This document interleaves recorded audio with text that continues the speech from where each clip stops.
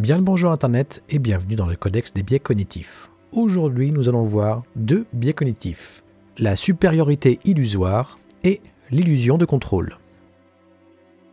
Le biais cognitif de supériorité illusoire est un phénomène qui pousse les individus à croire qu'ils sont supérieurs aux autres dans divers domaines. Cela peut concerner des compétences, des traits de caractère ou même des performances intellectuelles. Par exemple, lorsqu'une personne évalue ses capacités de conduire, elle peut avoir tendance à se considérer comme un conducteur au-dessus de la moyenne, alors qu'en réalité, les statistiques montrent que la majorité des conducteurs ne peuvent pas être au-dessus de la moyenne. Ce biais se manifeste souvent dans les enquêtes et les études de perception personnelle. En effet, des recherches sur ce sujet ont démontré que les individus ont tendance à s'attribuer un score supérieur aux autres par rapport à des compétences normales, comme l'intelligence ou même l'empathie. En d'autres termes, beaucoup de gens croient être meilleurs que la moyenne, ce qui souligne une distorsion de la réalité. Un excellent exemple du biais cognitif de supériorité illusoire peut être extrait d'une expérience psychologique célèbre menée par Edward Dunning et Justin Kugger en 1999. Dans cette étude, les chercheurs ont demandé aux participants d'évaluer leurs propres capacités sexuelles, intellectuelles et autres compétences.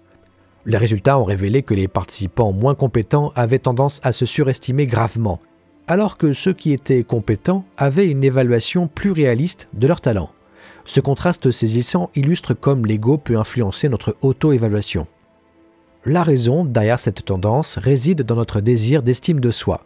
En effet, croire que nous sommes supérieurs aux autres renforce notre image personnelle et nous rend plus confiants.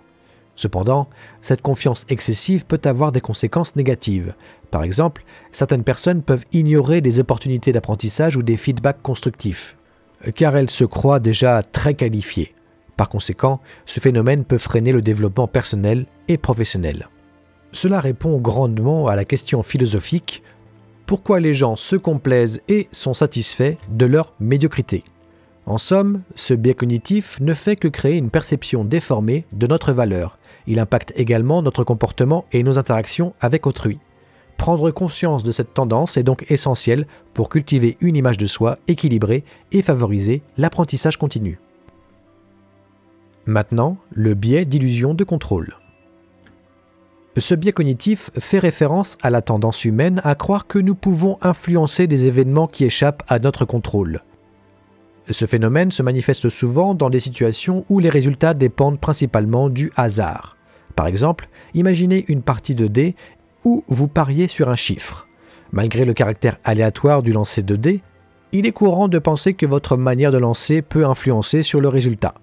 Ce sentiment d'influence, bien qu'infondé, est très répandu et peut avoir des conséquences sur nos décisions quotidiennes.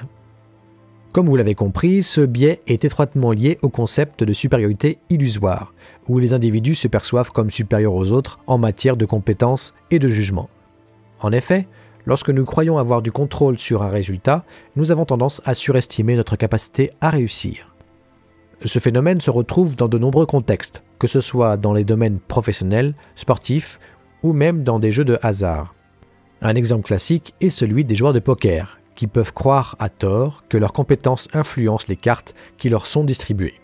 Voici une expérience célèbre réalisée par les psychologues Ellen Langer et Judith Ross. Dans celle-ci, ils ont demandé à des participants de lancer une pièce de monnaie et de parier sur le résultat.